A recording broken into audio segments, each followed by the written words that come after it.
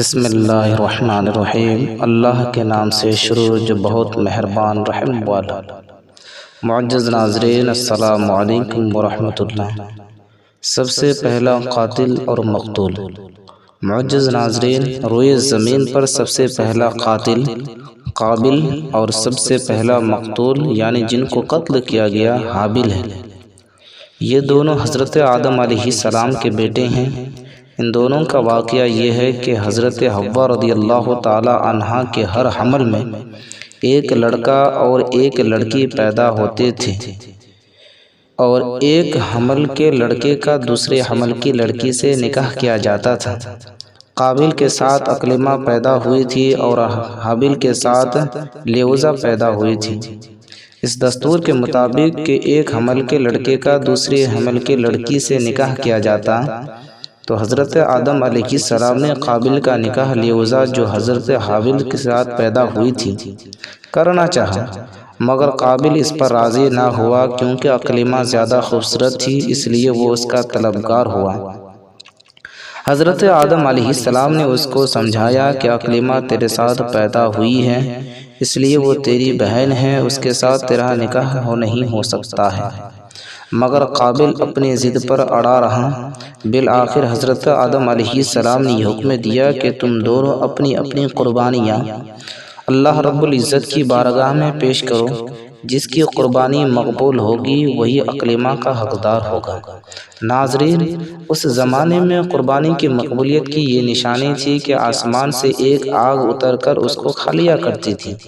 چنانچہ قابل نے گیہوں کی بالیں اور حابل نے ایک بکری قربانی کے لیے پیش کی۔ آسمانی آگ نے حابل کی قربانی کو کھا لیا اور قابل کی گیہوں کو چھوڑ دیا۔ اس بات پر قابل کے دل میں بغض و حسد پیدا ہو گیا اور اس نے حابل کو قتل کر دینے کی ٹھان لی اور حابل سے کہہ دیا کہ میں تجھ کو قتل کر دوں گا۔ حابل نے کہا کہ قربانی قبول کرنا اللہ تبارک و تعالی کا کام ہے، اور اللہ رب العزت متقی بندوں ہی کی قربانی قبول کرتا ہے۔ اگر تو متقی ہوتا تو ضرور تیری قربانی قبول ہوتی۔ ساتھ ہی حابل نے یہ بھی کہہ دیا کہ اگر تو میرے قتل کے لیے ہاتھ بھی بڑھائے گا تو میں تجھ پر اپنا ہاتھ نہیں اٹھاؤں گا، کیونکہ میں اللہ رب العزت سے ڈرتا ہوں۔ میں چاہتا ہوں کہ میرا اور تیرا دونوں گناہ تیرے ہی پلڑے پڑیں اور تو دوزخی ہو جائے، کیونکہ بے انصافوں کی یہی سزا ہے۔ آخر کار قابل نے اپنے بھائی حابل کو قتل کر دیا۔ بوقت قتل حابل کی عمر 20 برس کی تھی اور قابل نے اپنے بھائی حابل کو لوہے سے وار کر مارا تھا۔ ناظرین، قتل کا یہ حادثہ مکہ مکرمہ میں جبل سور کے پاس یا جبل حرا کی گھاٹی میں ہوا۔ جس دن یہ صحینہ ہوا وہ منگل کا تھا۔ معزز ناظرین، روایت ہے کہ جب حابل قتل ہو گئے تو 7 دن تک زمین میں زلزلہ رہا۔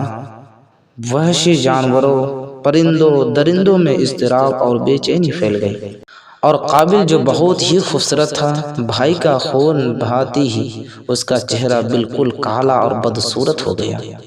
حضرت آدم علیہ السلام کو بے حد رنج و قلق ہوا، یہاں تک کہ حابل کے رنج و غم میں 100 برس تک کبھی آپ کو ہنسی نہ آئی۔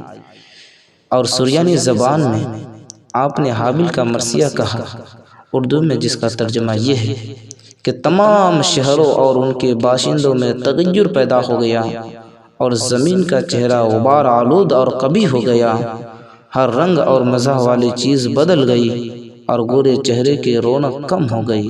ناظرین، حضرت آدم علیہ السلام نے شدید ناک ہو کر قابل کو پھٹکار کر اپنے دربار سے نکال دیا، اور وہ بد نصیب اکلیمہ کو لے کر یمن کی سرزمین عدن میں چلا گیا۔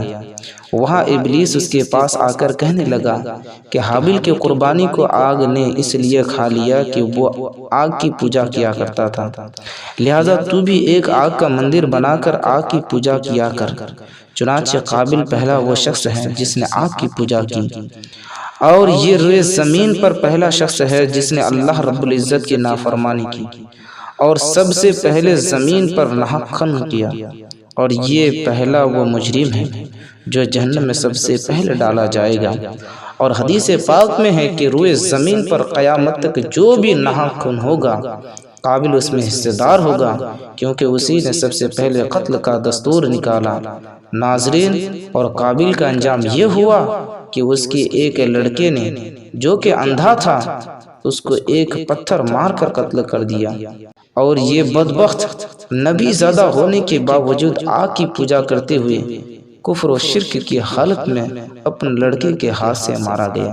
ناظرین، واقعہ پسند آئے تو ہمارے چینل کو لائک، شیئر اور سبسکرائب ضرور کریں، اور بیل آئیکن کو بھی پریس کر لیں تاکہ جب بھی ہم کوئی ویڈیو اپلوڈ کریں تو سب سے پہلے اس کا نوٹیفیکیشن آپ تک پہنچ سکے۔ السلام علیکم۔